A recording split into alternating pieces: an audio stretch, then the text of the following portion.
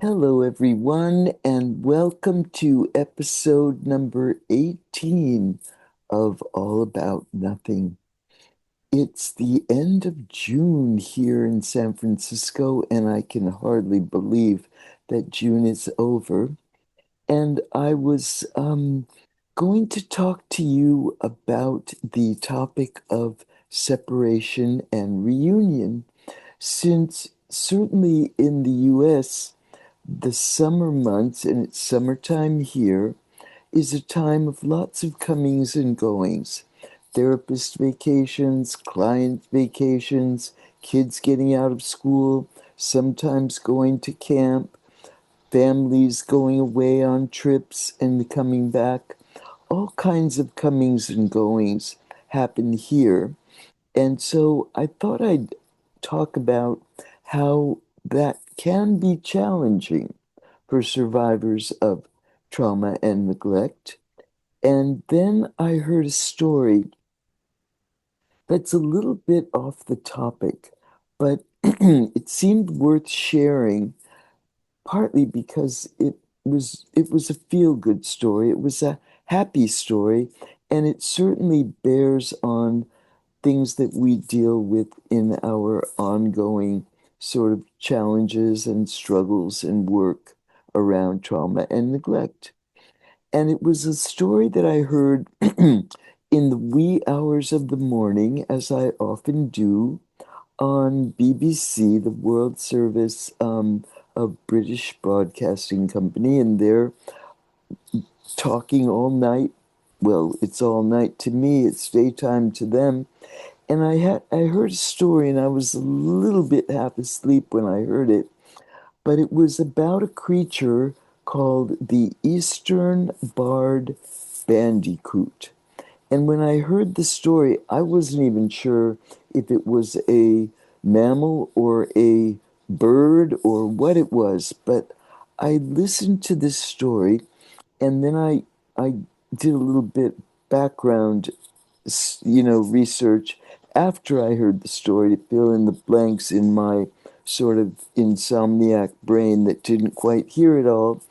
And a bandicoot is a mammal, but it belongs to the subcategory of mammals called marsupials. And I didn't know what marsupials were either until I looked that up. And marsupials are mammals, but when they're born, they're very, very undeveloped. And so they essentially they're born largely undeveloped, so they have to hold on to the mother or are inside like a kangaroo, inside the mother's pouch, and they do a lot of their developing after birth, but in this close proximity to the mother. And the bandicoot in Australia, which is a very large country, in 1988 were designated extinct in the wild, which meant there were almost no surviving bandicoots in the wilds of Australia.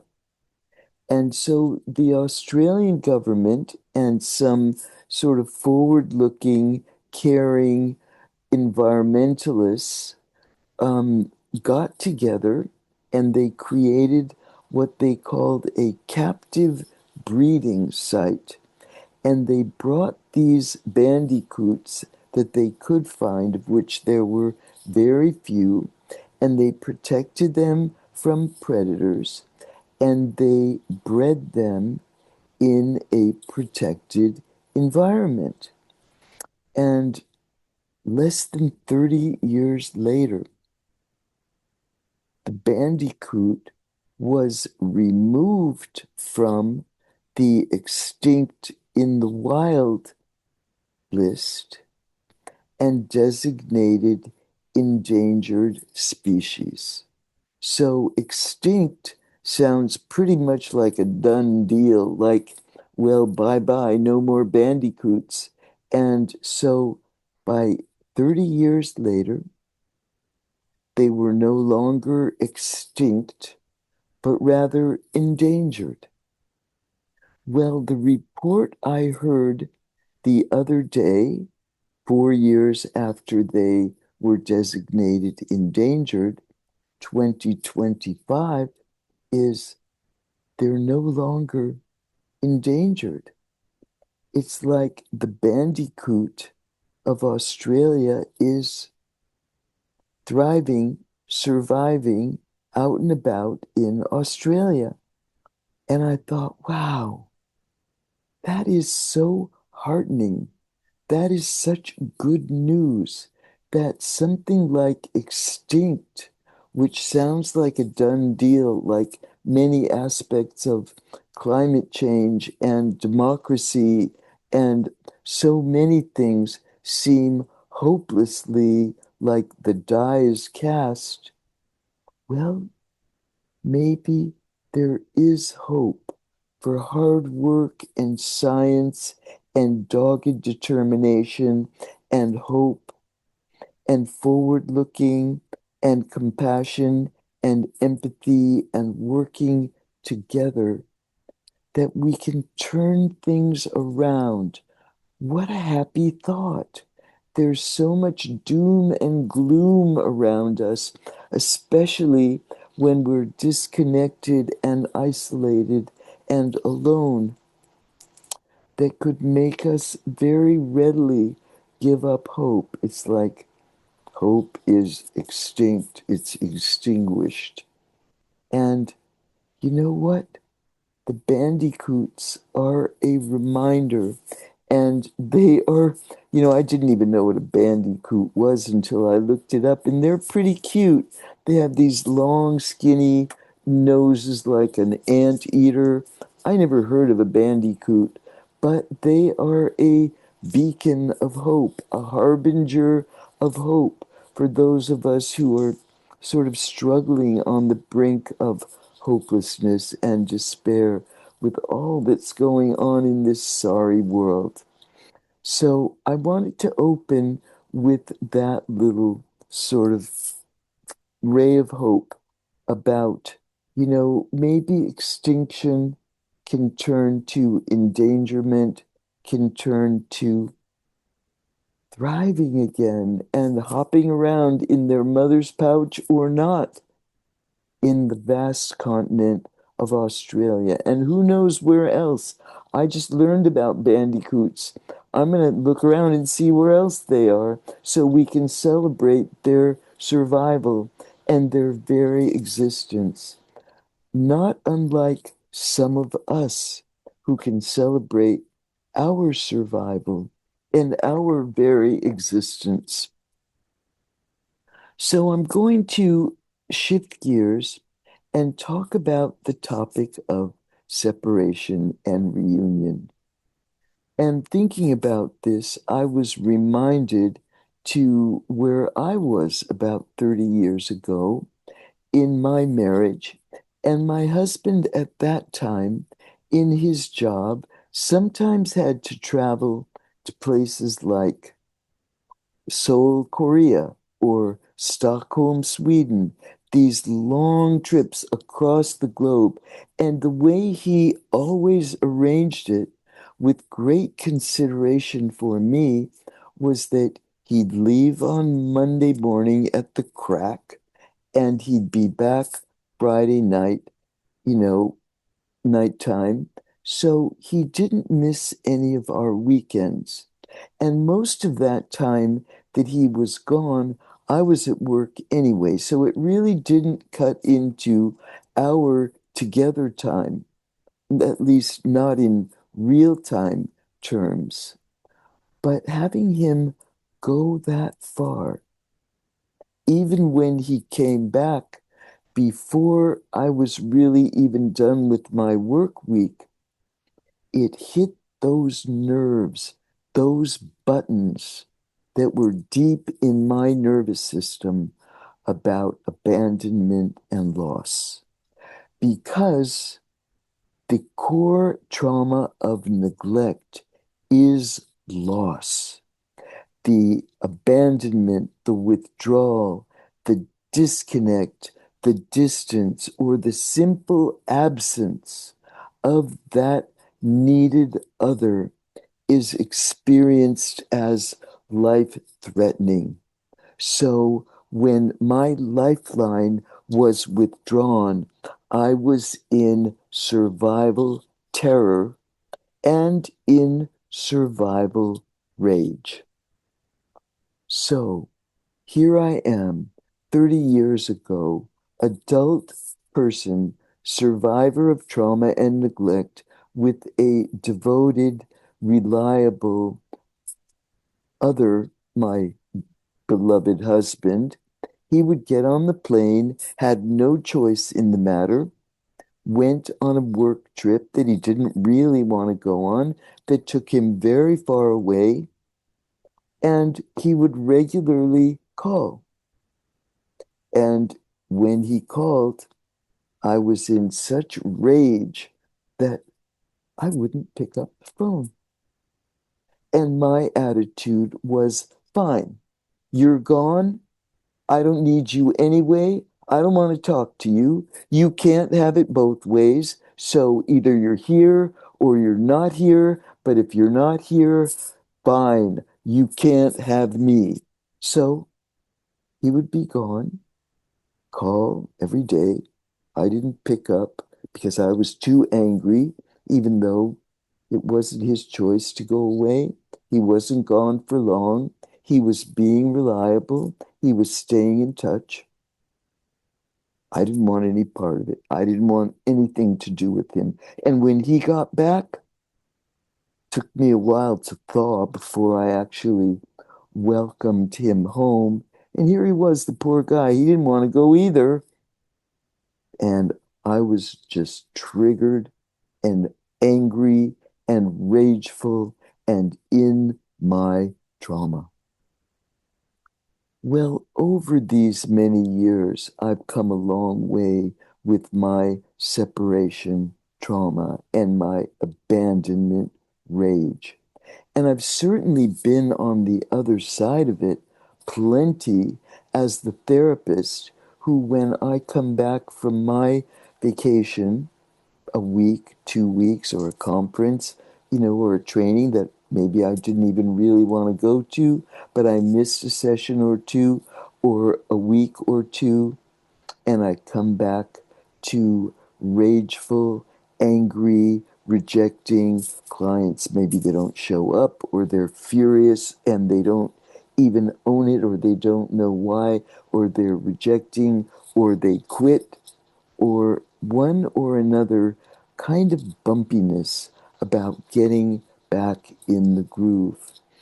And I've come to recognize that as being the bumpiness that we can anticipate in general in important relationships around separation and reunion.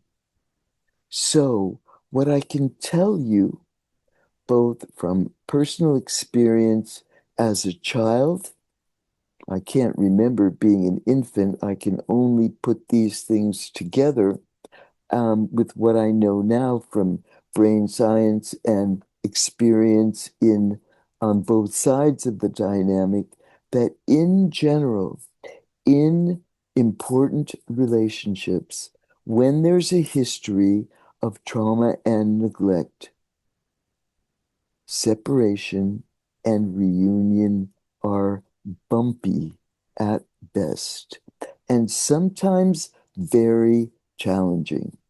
So you may wonder, why this flare up? Why now? And I always ask to look at, well, what are you feeling about my having been gone? And what is it like to be back? Because very often it's not rational, and it will take even some time before we can actually talk about it, because they're too angry, or they're not there, or they're in denial about me or any of it being important, or their partner, if their partner is the one who it's about or whoever the important other is. Separation and reunion categorically are the most challenging transitions for us. So when a child is getting, or, a growing up child is getting ready to graduate, launch, leave home, it's a tremendous, you know, milestone for a parent and a growing kid. And it may also be very challenging. Similarly, your child is going off to camp. And what does that mean? It's like, wow, they're grown up enough to go somewhere on their own. They're really proud, excited, anticipating, the independence of it, and it might bring a lot of challenges. Even day to day separation and reunion. I know my husband and I used to have a very rough time just coming back together at the end of the day. And I would come home from work and say something innocent, innocent in my mind, in the interest of connecting. How was your day? And get a blast of rage because his history about coming home from school was getting the third degree about what he achieved that day or what he accomplished that day. And it was that bumpy reunion with his caregiver that was being activated with me. And I just felt like, whoa, I don't want to see you either. And so I would back off and be in my rejection rage. And then we'd have a chilly coming back together at the end of the day until I learned, and until we learned. And now I want to help you really see through the lens of separation and reunion. And the infant, the child of neglect, the withdrawal, the loss, the abandonment, the absence of the mother, the significant other, the needed other, the source of all survival needs, being lost, absent, inaccessible, is experienced by that child as life threatening. So the adaptation to that is withdrawal, self reliance, and rage and disconnection.